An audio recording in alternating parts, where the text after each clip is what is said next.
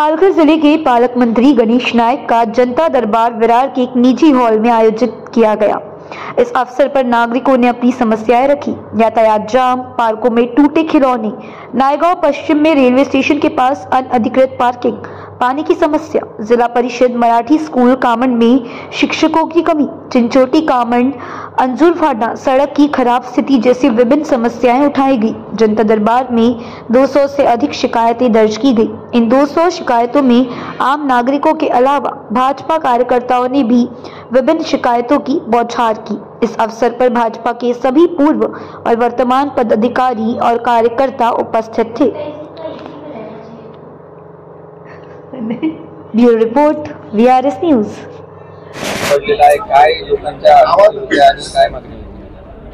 बाब अशी की खरं म्हणजे आचारसंहिता लागल्या कारणानं शासकीय अधिकाऱ्यांच्या शिवाय हा जनता दरबार झाला, परंतु लोकांच्या अडीअडचणी आहेत त्या काही रस्त्यांचे विषय आहेत, काही ठिकाणी पाणी पुरवठा नीट होत नाही।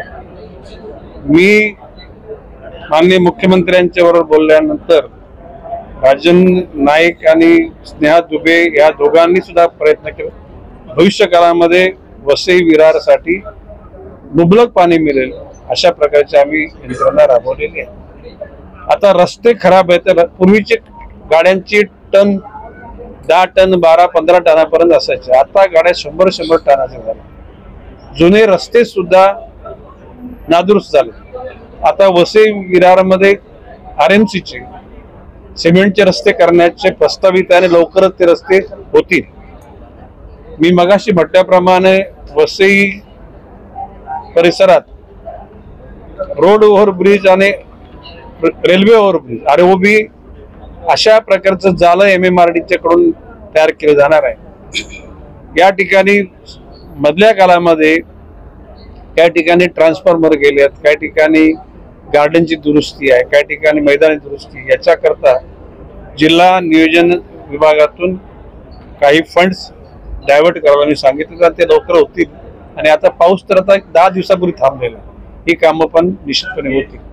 आता आज सकाळी आम्ही व्हिजिट केली ज्या ठिकाणी हॉस्पिटल बांधते त्या ठिकाणाला, त्याच्यानंतर आम्ही गेलो नाट्यगृहामध्ये, त्याच्यानंतर गेलो आम्ही वॉटर बॉडी ज्याला आपण साठवण तलाव होल्डिंग पॉइंट त्या ठिकाणी गेलो, स्पोर्ट्स ग्राउंडच्या ठिकाणी आम्ही ऑब्झर्वेशन केलं आणि लवकरात लवकर या सर्व गोष्टीला अंजाम देऊन जनतेच्या सेवेमध्ये या गोष्टी आणल्या जातील असा मी विश्वास व्यक्त करतो।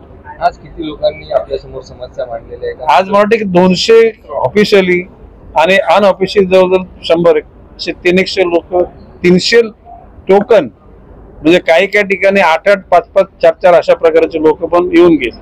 आणि सुरुवातीला थोडा आरडाओरडा होता, कारण जनता दरबाराची संकल्पना इथल्या लोकांना माहित नाही। जनता दरबारामध्ये पिन ड्रॉप सायलेन्स असतो, म्हणजे मी ज्याला लोकांशी बोलतो किंवा लोक सांगतात ते सगळा आवाज सगळ्या हॉलमध्ये प्रत्येकाला समजतो आणि दुसऱ्यांच्या समस्या एकरूप होऊन ऐकाव्यात आणि त्याच्यातून एकरूप होऊन त्यातून प्रश्न सोडवावा अशा प्रकारे शिरस्त आहे। आता आज जी निवेदनं घेतलेत, आता ही निवेदनं या पुढे दरबार होईल त्या दरबारामध्ये सगळ्या अधिकाऱ्यांच्या समोर त्याच्या अगोदर त्यांना हे अवगत केल्या जातील आणि उत्तर देण्याकरता त्यांना आम्ही बोलू। काही कार्यकर्त्यांनी विरोध देखील केलेला आजच्या जनता दरबारला, कारण शासकीय अधिकारी या ठिकाणी नसल्यामुळे। तिथे कोपऱ्यात कोणी काय बोललं मला माहित नाही, ते कोणी विरोध केलेला नाही। दुसरी गोष्ट अशी की शासकीय अधिकारी नसले म्हणून का लोकप्रतिनिधी जनतेला भेटू नये असं शास्त्र नाही। आज मी निवेदन घेतल्या ते प्रोसेस करून, आणि हा डे टू डे याचा प्रश्न आहे। एखाद्या माणसाने जर का हृदयाचं शस्त्रक्रिया करण्यासाठी अर्ज आणला असेल तर ते पत्र आरोग्य विभागाला पाठवणार, म्हणजे जोपर्यंत आचारसंहिता संपत नाही तोपर्यंत त्याचं हृदयाचं जे काही दुखणं ते कधी थांबू शकत नाही, तर ते ऑन द स्पॉट अर्जंटली व्हायला पाहिजे आणि ते होणारच। दहिसर टोल नाका हा पालघर जिल्ह्यामध्ये येणार नाही। एक दुसरी गोष्ट अशी की दहिसर टोल नाका त्या परिसराच्या अलीकडे सुद्धा येणार नाही। पुढे कोणी काश्मीरच्या इकडे भागात आणण्याचा प्रयत्न केला तरी होणार, कारण तिथे जागाच नाहीये। त्या ठिकाणी दैसर टोलनाक्याच्या बाजूला जकात नाका होता माहिती तुम्हाला. जकात नाक्याची जागा जर का ती जर टोलनाक्याला दिली असती तर तिथं मोठ्या प्रमाणामध्ये एंट्री झाली असती, लोकांचा प्रश्न सुटला असता. परंतु कुठेतरी सुपीक डोक्याच्या माणसानं ती जागा कुठेतरी बिल्डरच्या घशात घातली, हे दुर्दैव आहे. आपल्या सरकारमधले मंत्री त्या ठिकाणी पाहणी करण्यात येत आहे आणि पाहणी करून तरी बा मी स्पष्ट सांगतोय, मी पालघर जिल्ह्याचा पालकमंत्री, ठाणे जिल्ह्याचा संपर्क मंत्री आहे. एकेकाली तो पेनकर पाडा, काशी मीरा, उत्तम डोंगरी हा माझ्या मतदारसंघात भाग होता.